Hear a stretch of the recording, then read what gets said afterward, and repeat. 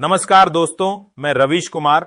हर दिन 200 missile दागेगा Iran की खुली चेतावनी, इजराइल को करेगा पूरी तरीके से बर्बाद। अली खामेनेई को देख इजराइल के उड़े होश। ईरान ने साफ कर दिया है कि वह किसी समझौते पर साइन नहीं करेगा और ना ही यह जंग बंद करेगा और ना ही यह जंग छोड़ेगा तब तक चैन नहीं मिलेगा, क्योंकि जंग शुरू की थी इजराइल ने और इसकी भारी कीमत इजराइल चुका भी रहा है। उधर दूसरी तरफ इजराइल पूरी कोशिश कर रहा है कि वह अली खामेनेई को मार दे। बेंजामिन नेतन्याहू पूरी कोशिश कर रहा है इस जंग से बाहर निकलने की, लेकिन इस बार ईरान ने बेंजामिन नेतन्याहू को उसकी सही जगह दिखाई है। जो 2 साल से नरसंहार कर रहा है उसको आज उसकी असली जगह ईरान ने बताई है।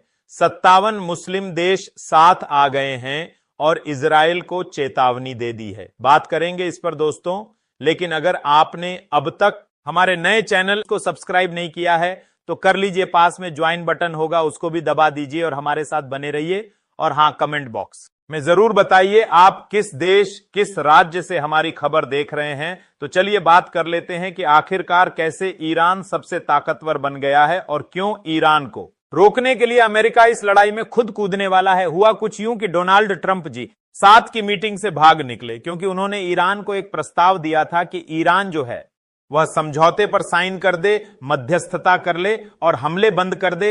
लेकिन ईरान ने ऐसे किसी भी कागज पर साइन करने से मना कर दिया, क्योंकि ईरान अच्छे से जानता है कि यह लोग तब चुप बैठे थे जब गाजा पर लगातार हमले हो रहे थे, तब अमेरिका चुप था।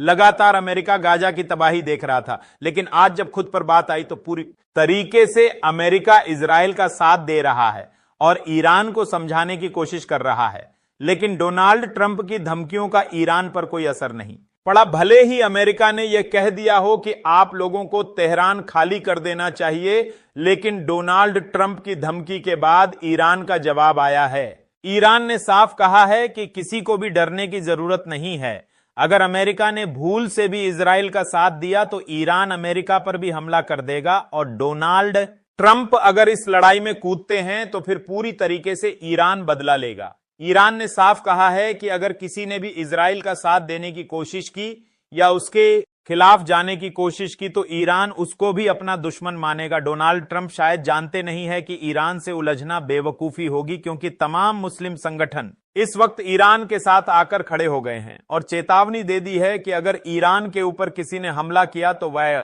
लोग भी साथ देंगे। ईरान का लगातार बेंजामिन नेतन्याहू हमास के मासूम लोगों की जान ले रहा था, नरसंहार कर रहा था, तब ये लोग चुपचाप बैठे थे। लेकिन अब जब इजराइल पर हमले कर रहा है ईरान, तो इनके अंदर इंसानियत जाग गई है। अगर यह दोहरा चरित्र नहीं तो फिर क्या है। और इस वक्त ईरान ने पूरे के पूरे सिस्टम को तबाह कर दिया इजराइल के। उसने साफ कहा है कि वह 100 दिन तक 200 मिसाइल दागेगा इजराइल के ऊपर। मजे की बात यह है कि फिलहाल इस वक्त ईरान अच्छे से जानता है कि वो क्या कर रहा है। लेकिन इसी बीच एक दुखद खबर भी आई कि ईरान के जो टॉप कमांडर हैं उनकी मौत हो गई है। यह जानकारी खुद ईरान ने दी है कि इजराइल के हवाई हमले में जिन्होंने परसों ही सारी जिम्मेदारी संभाली थी, उनकी हमले में मौत हो गई है। और ईरान ने साफ कहा है कि फिलहाल वह बदला लेगा, क्योंकि ईरान इस वक्त सिर्फ और सिर्फ जीत चाहता है और वह जीत किसी भी हाल में लेकर रहेगा, क्योंकि अली खामेनेई ने इजराइल को पूरी तरीके से बर्बाद कर दिया है। लेकिन जिस तरीके से इजराइल लगातार ईरान पर हमले कर रहा था, तब अमेरिका और डोनाल्ड ट्रंप दोनों चुप थे।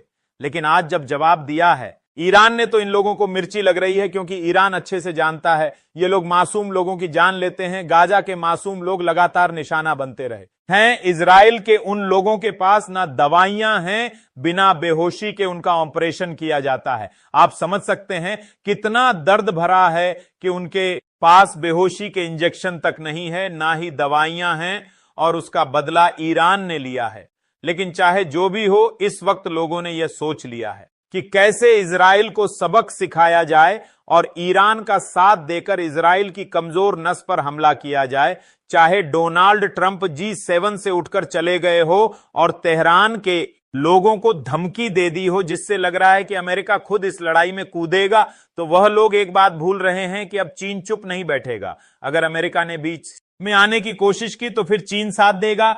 ईरान का चीन ही नहीं, रूस भी इस लड़ाई में कूद जाएगा और डोनाल्ड ट्रंप के खिलाफ जंग छेड़ देगा। क्योंकि एक चीज तो साफ दिखाई दे रही है, जो लोग अपने आप को आका समझने की ये गलती कर रहे हैं, उनको उनकी औकात याद दिलाएगा ईरान, चाहे वो अमेरिका के डोनाल्ड ट्रंप हो या फिर इजराइल का बेंजामिन नेतन्याहू, और उसकी असली जगह दिखाने के लिए इस बार ईरान ने ऐसा पक्का प्लान बनाया है कि इसकी बर्बादी कोई रोक नहीं सकता है। उसने पूरी की पूरी जो अपनी सेना खड़ी की थी उसको ईरान ने 2 दिन में धराशायी कर दिया। न्यूक्लियर हथियार पर यह जंग छिड़ी हुई है। और आप देखिए कैसा दोहरा चरित्र है।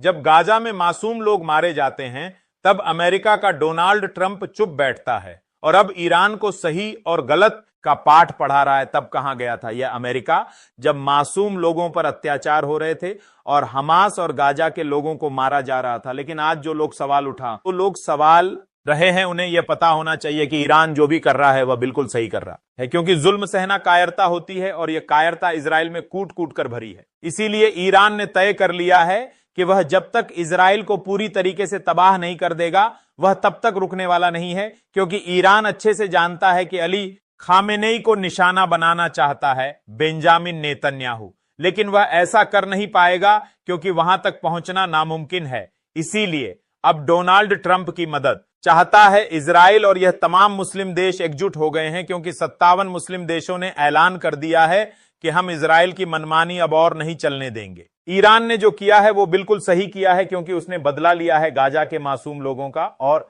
अब दुनिया देख रही है ईरान का बदला, क्योंकि उसने सारे के सारे तेल सिस्टम को ही बर्बाद कर दिया है इजराइल के, और इधर पूरी तरीके से इजराइल जो है वो खत्म हो चुका है। ट्रंप को भी सीधी चेतावनी दी है ईरान ने कि बीच में आया अगर कोई तो उसको भी यह प्रकोप झेलना होगा। फिलहाल दोस्तों हमें कमेंट बॉक्स में जरूर बताएं आप किस देश किस राज्य से हमारी खबर देख रहे हैं, और हां, अगर आपने अब तक हमारे चैनल रवीश न्यूज को सब्सक्राइब नहीं किया है तो कर लीजिए और हमें ज्यादा से ज्यादा सपोर्ट करिए। धन्यवाद।